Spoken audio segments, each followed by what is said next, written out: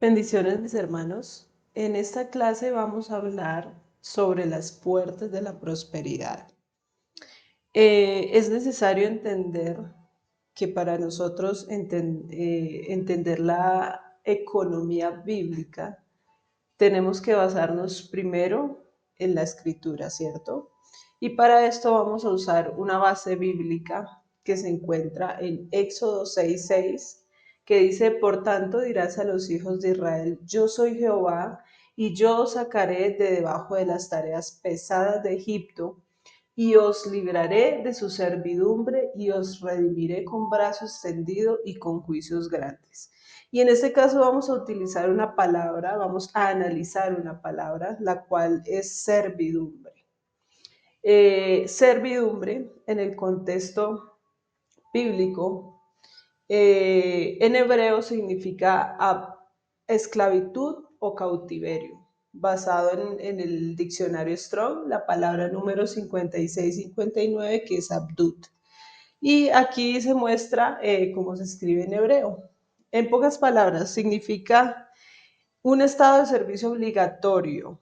También significa esclavitud o servidumbre, como les había mencionado, más que trabajo voluntario o ministerio digno. Enfatiza la pérdida de autonomía y la condición de estar sujeto a otro poder.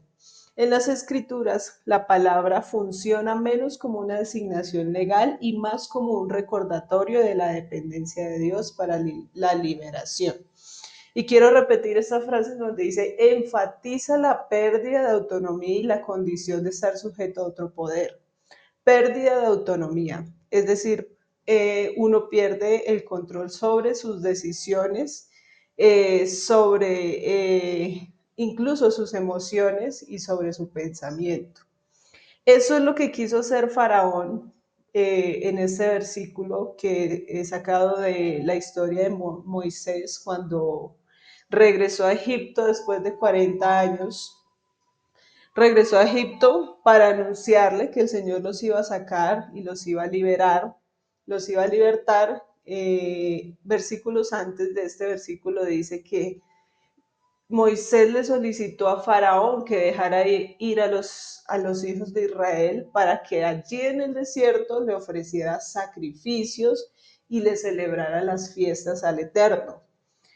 Razón por la cual Faraón respondió de esta manera, dijo, bueno, como están pensando demasiadas cosas y según él, la mente de los hijos de Israel estaban muy ociosas, entonces dijo, bueno, les vamos a poner más tareas pesadas, ¿cierto?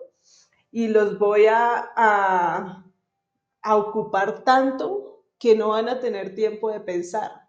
Y esto es una clave muy importante. No van a tener tiempo de pensar mucho y quiero que la tengan en cuenta durante esta enseñanza porque a eso quiero llegar, ¿cierto? Y os libraré de su servidumbre. Y ahí hablaba de que Faraón entendía que ellos sí estaban bajo servidumbre o esclavitud, como habíamos explicado.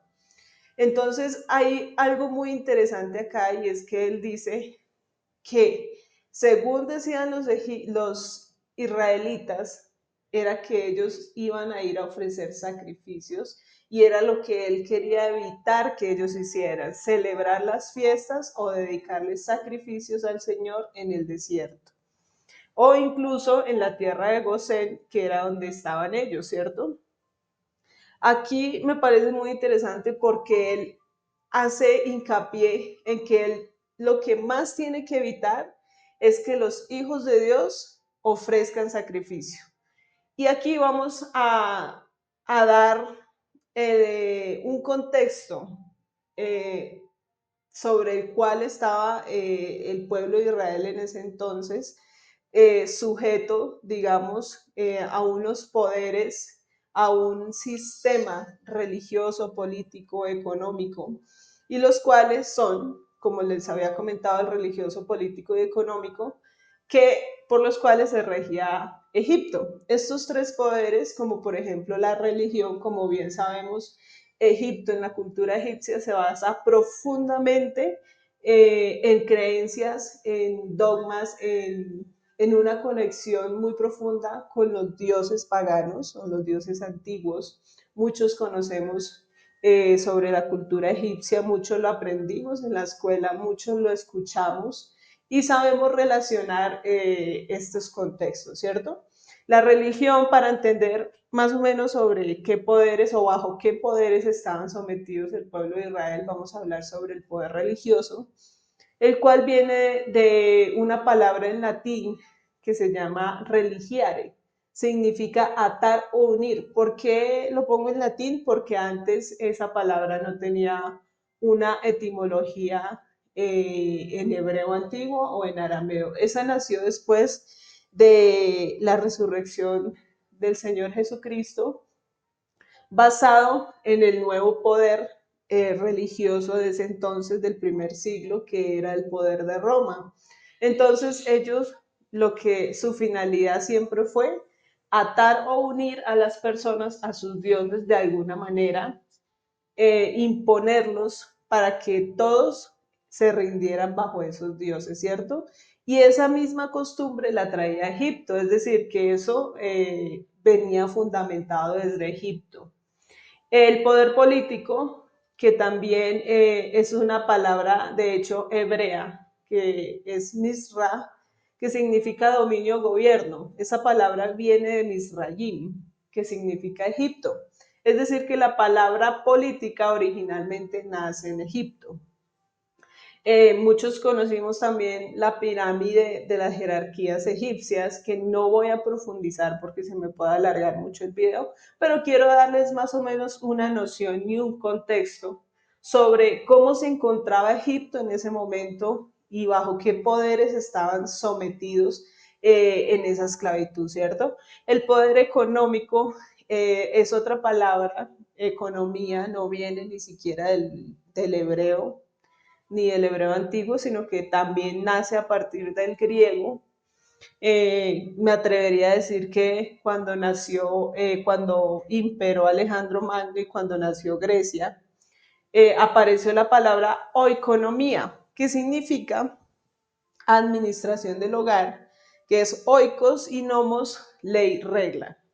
Entonces ellos estaban bajo unas leyes y reglas tanto económicas, políticas y religiosas. ¿A qué me refiero? A que ellos tenían que aceptar los cultos de Egipto a sus dioses, tenían que aceptar las políticas que les imponían, en este caso políticas pesadas como la servidumbre y la esclavitud, y coartarlos de muchos derechos que ellos tenían como pueblo y como pueblo que tenía su propio Dios, ¿cierto? Que era el Dios de Israel, que era Jehová, o en ese momento, como se pronunciaba, Yod Hei Bab Hei, que es el YHWH, ¿cierto? Y aquí vamos a mirar otro versículo que es Éxodo 5:8, que dice, y les impondréis la misma tarea de ladrillo que hacían antes, y no les disminuiréis nada porque están ociosos. Por eso levantan la voz diciendo, vamos, si ofrezcamos sacrificios a nuestro Dios. Aquí es donde les decía que Faraón lo que más le preocupaba era que ofrecieran sacrificios a Dios. Tal vez en el fondo Faraón y Egipto temían que ellos perdieran un poder, ¿cierto? Porque cuando se levanta una nación, cuando se levanta un grupo de hombres y mujeres a orar y a clamar al Señor y a ofrecer sacrificios de alabanza, empieza a temblar el mundo de las tinieblas, empiezan a temer, porque cuando se levanta un pueblo, ¿eso qué quiere decir? Que vamos a quitarle el poder al mundo de las tinieblas que tenía sobre nosotros. Entonces aquí vemos que quizá estos poderes se iban a perder si permitían que ofrecieran sacrificios a Dios, ¿cierto? Y usted se preguntará, y bueno, ¿y en qué se basaba todo esto? Todos estos poderes se basaban básicamente y sencillamente, principalmente el poder económico se basaba en torno a las festividades. ¿Y qué pasaban estas festividades en Egipto? Celebraban el nacimiento de sus dioses, pedían más poder y abundancia, ellos ofrecían sacrificios económicos principalmente, ellos traían ofrendas. Ellos traían alimentos, traían animales, incluso ofrecían sacrificios humanos, que eran los rituales más privados que ellos tenían. Y sus fiestas iban de acuerdo a el calendario solar. Aquí me quiero parar un momento y explicarles que eso no ha cambiado, que actualmente Egipto se trasladó a través de las culturas y a través de los imperios y actualizó sus formas de imponer sus festividades y de que los seres humanos siguieran adorando a sus dioses. Por ejemplo, hoy en día vemos que hay muchas festividades que nos imponen, ¿cierto? Imponen, me refiero a que cuando salimos tenemos que ver, digamos, decoraciones, personas corriendo de aquí para allá, comprando sus cosas, sus regalos. Y esas festividades tienen una raíz y siempre ha sido Egipto. Y aquí es donde muchos dirán, ay, ya me va a hablar, que no puedo celebrar, que no sé qué, que mi mamá, que... No, eso no es una imposición, eso simplemente es para que entendamos por qué nosotros tenemos que comprender que hay un poder que rige sobre nuestra economía y que si nosotros le seguimos dando fuerza a ese poder de economía que rige sobre nosotros y no nos diferencia del mundo actual, eso quiere decir que nosotros estamos ofreciendo sacrificios al Dios que a los dioses que no debemos ofrecerles sacrificios. Es decir, que estamos quitándole la fuerza, o no la fuerza, sino estamos quitándole la honra y la gloria al Dios de los cielos, al creador del cielo y la tierra, y se lo estamos dando a dioses paganos. Como les había comentado, la economía siempre se ha basado, desde las civilizaciones antiguas, siempre se ha basado en las festividades. Si ustedes se dan cuenta, cuando hay festividades importantes, ¿qué pasa? Se aumentan las ventas, aumenta el empleo, aumenta la productividad en las empresas y aumenta la economía, ¿cierto? Las personas gastan más, las empresas ganan más dinero, el gobierno gana más dinero, hay más turismo, hay más, como les había dicho, productividad de diferentes artículos especiales para la época. Es decir, que la sociedad sigue estos patrones y lo que hacen es darle esa fuerza a este sistema, ¿cierto? A través de las festividades. Si nos damos cuenta, cuando no hay festividades, ¿qué pasa? Casi no hay ventas, se caen las ventas. Por ejemplo, mi esposo y yo tenemos un negocio y hay temporadas del año que son muy difíciles porque como no hay festividades especiales, entonces las ventas bajan notoriamente. ¿Eso qué quiere decir? Que las personas, así como en el antiguo Egipto, también siguen ofreciendo su fuerza o, lo más importante, su economía a las festividades.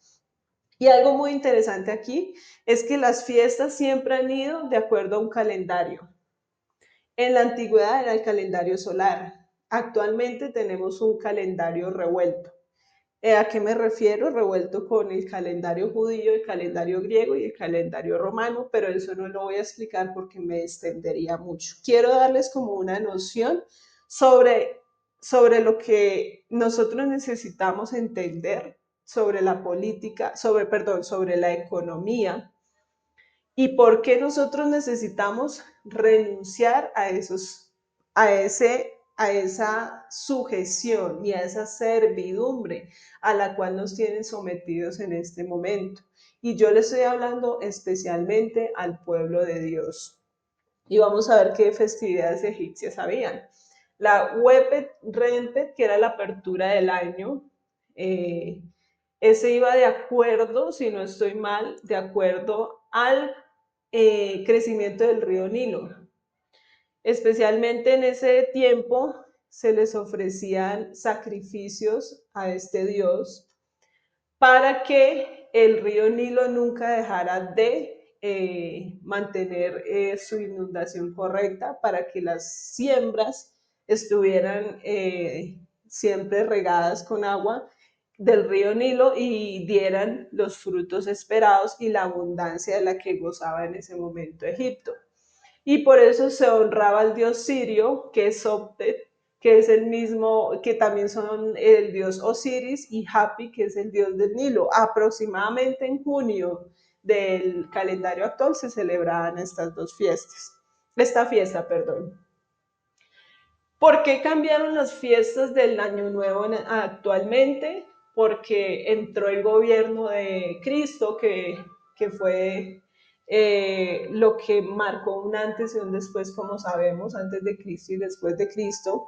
Y la creencia profundamente en el cristianismo se aumentó por todo el mundo. Entonces, el poder romano, egipcio romano, le llamo yo, que en resumidas cuentas sigue siendo el mismo Egipto, pero de una manera evolucionada. Por eso la palabra de Dios dice, renovaos vuestra mente.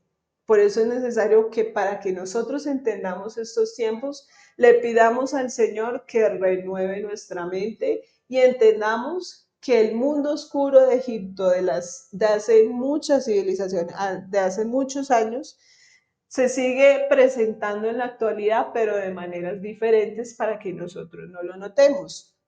Está el Festival de Opet, el Festival de Koyak, que es la muerte y resurrección de Osiris, que si no estoy mal, no, esa no es. Fiesta de Min, fiesta de Bastet en Bubastis, que esa sí, si no estoy mal, es la fiesta de los muertos, en donde van y ofrecen a sus tumbas ofrendas, y todos se visten como muertos, hacen desfiles, y no sé si se le hace familiar a una fiesta actual que es en México, que se llama el Día de los Muertos. Ahí nos damos cuenta que esas festividades no se han terminado y que siguen presentes en la actualidad. ¿Y a qué voy con todo esto? A que eso tiene que seguir presente. ¿Por qué? Porque es la base de la economía de la sociedad. Las festividades son muy importantes para la economía. Y la bella fiesta del Valle. Como les digo, no voy a profundizar en cada fiesta porque se me va el tiempo y aquí se me puede pasar de la hora. Y no es lo importante, porque más adelante en otro video les voy a explicar por qué es necesario que nosotros renunciemos a estas fiestas y cuáles son las fiestas correctas que nosotros debemos celebrar y qué tipo de puertas espirituales y económicas se nos abren o se nos cierran cuando dejamos de celebrar las fiestas indicadas, que son las fiestas bíblicas. Entonces vamos a mirar un ejemplo, por ejemplo, la fiesta egipcia y su celebración pública, que es la fiesta de Opet. Si no estoy mal, es la segunda festividad que tenía Egipto. Aquí en esta imagen vemos que ellos salen con una comparsa o con una procesión. Este dibujo egipcio denota que ahí están trasladando lo que es la triada de Tebas, que es una celebración, creo que es de 3 dioses, y que van sobre una barca. No sé si los estudiosos de la Biblia aquí presente recuerdan eh, en qué momento de la Biblia los hijos de Dios hacían esta procesión. O sea, ¿a quiénes están imitando ahí? Pues están imitando al arca del pacto de la alianza cuando la llevaban al templo, ¿cierto? Los que han leído la historia de David saben a quién me refiero. ¿Y qué relación tiene eso con la actualidad? Pues vamos a ver qué relación tiene con la actualidad. Tengan en cuenta la imagen, es una procesión. En ese momento estaban trasladando sus dioses al templo de los dioses. ¿Y qué pasa hoy? Miren, Carnaval de negros y blancos, la procesión de la Virgen del Carmen, hacen lo mismo. La Virgen del Carmen hacen una procesión y la llevan a su templo. Carnaval de negros y blancos también hacen una procesión, hacen ofrendas, la gente, eso es una locura, el carnaval de negros y blancos, así como el de Río de Janeiro y de Barranquilla, porque toda la gente se concentra en eso. ¿Qué hace? Gasta su dinero en eso. ¿Y eso qué simboliza? Simbolizan las ofrendas que ofrecen. Cuando uno gasta su dinero en festividades paganas, ¿qué está haciendo? Ofreciendo ofrendas y sacrificios. El sacrificio de ahora no es como el de antes, no es ofrecer animales, no es poner a los pies de los dioses comida, sino simple y sencillamente es dar su energía, es dar su mente, es dar su corazón a este tipo de festividades. Y vamos a ver otra. Por ejemplo, el árbol de Nut. Se dice que Nut es la misma Isis o Osiris, creo que vive en las montañas. Y esto he sacado de una fuente bibliográfica llamada El libro de la salida del día. También está en el libro de los muertos, de esos libros que hablan sobre la cultura egipcia. El árbol de Nut, ella estaba en medio del árbol recibiendo ofrendas. Se dice que el espíritu de esta diosa o de esta potestad de las tinieblas se posaba en medio del árbol para recibir las ofrendas. ¿Y qué decoración tenía que tener ese árbol?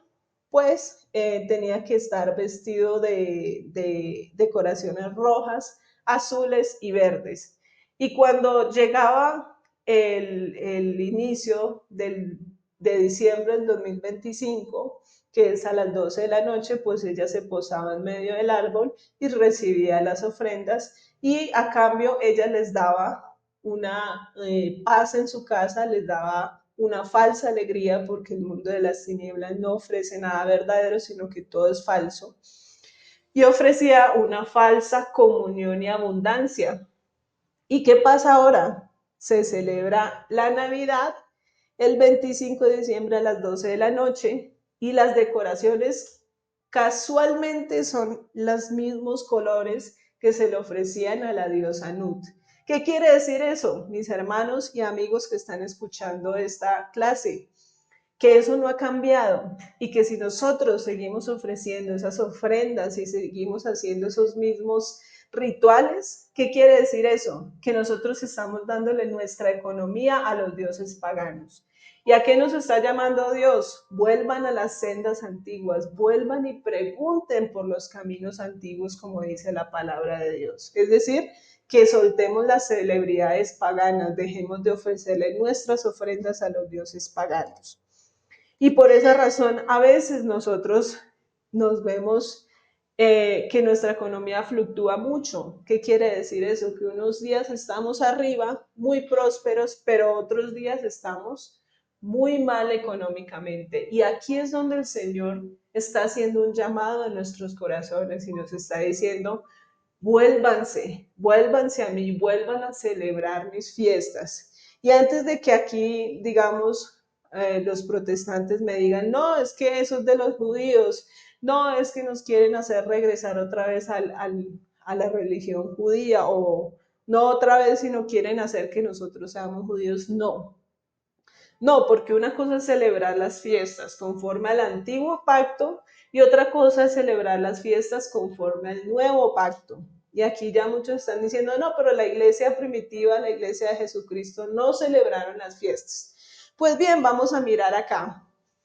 Vamos a preguntarnos, ¿la iglesia primitiva celebraba las fiestas bíblicas? Vamos a mirar Hechos 2:1, cuando llegó el día del Pentecostés, que es el mismo día del Shavuot, estaban todos unánimes juntos. Si quieren, ustedes busquen en su Biblia, cuando dice que todos estaban reunidos el día del Pentecostés. ¿Qué les dijo el Señor a los discípulos y a los 120 que estaban en el aposento alto? Que el día del Pentecostés, el día del Shavuot, la fiesta si no estoy mal, de los panes sin levaduras, iba a llegar el Espíritu Santo, es decir, que el Señor seguía respetando las fiestas y que la iglesia seguía respetando las fiestas, pero esta vez se celebraba de manera diferente. Hechos 26 dice, pero nosotros pasados los días de los panes sin levadura navegamos de Filipos, perdón.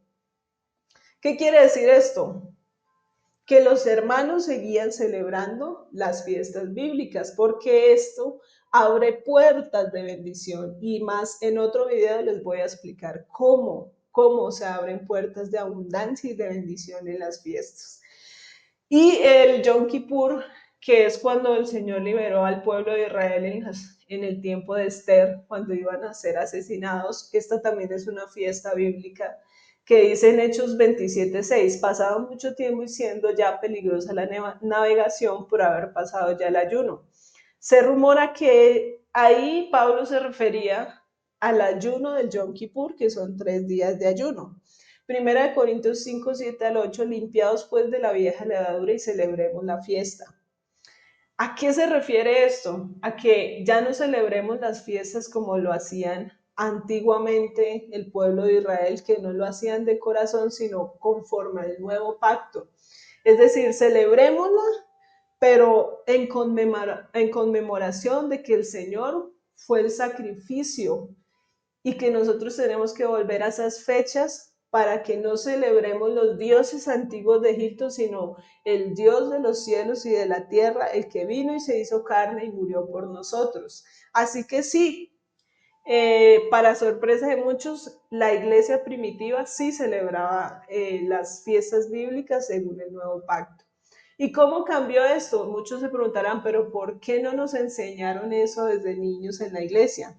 Pues porque precisamente llegó un tiempo en el que llegó alguien llamado Constantino y él tenía una frase muy célebre que dice, si no puedes contra tu enemigo, únete a él. Resulta que Roma persiguió mucho a la iglesia primitiva, especialmente a los judíos que se convertían en el cristianismo, y mataron a muchos cristianos, como muchos lo sabemos, pero llegó Constantino y al darse cuenta que la iglesia entre más los mataban, más crecía, él lo que hizo fue unirse a ellos. Y se presentó el nuevo edicto o la nueva ley, que es de acuerdo al concilio de Nicea del año 325 después de Cristo, que dice no tengamos nada en común con ese pueblo pérfido y asesino, se refería a los judeocristianos. Nos ha parecido indigno seguir sus costumbres. Esa está la fuente bibliográfica, es el canon del Concilio de Nicea, que estableció la Pascua cristiana, que no debía coincidir con la Pascua judía, marcando un corte oficial y la finalización de la celebración de las fiestas del Eterno. Es decir, que todo cambió a partir de que llegó Constantino. ¿Y por cuál fiesta se cambió la Pascua cristiana? Se cambió por la Pascua de Easter, que en inglés significa Pascua. Y esta fuente bibliográfica es sacada de el libro Veda el Venerable del Temporum Ratione, la computación del tiempo, del año 725 después de Cristo. Y el origen del nombre es Easter y mencionada por el monje Beda, como les había nombrado. Dice que es una diosa germánica de la primavera, la fertilidad del amanecer, y que los pueblos anglosajones celebraban en su honor al festival durante el mes de abril. Esta diosa está relacionada con deidades del mundo indoeuropeo, que es Istar, Astarte, Eos, Aurora e Isis. Bueno, aquí está la imagen, por eso en Estados Unidos y en muchas partes lo celebran con conejos y huevos de Pascua, pues les digo que los que están celebrando esta fiesta no se la celebran a la muerte y resurrección del Señor Jesucristo, sino que es a una diosa.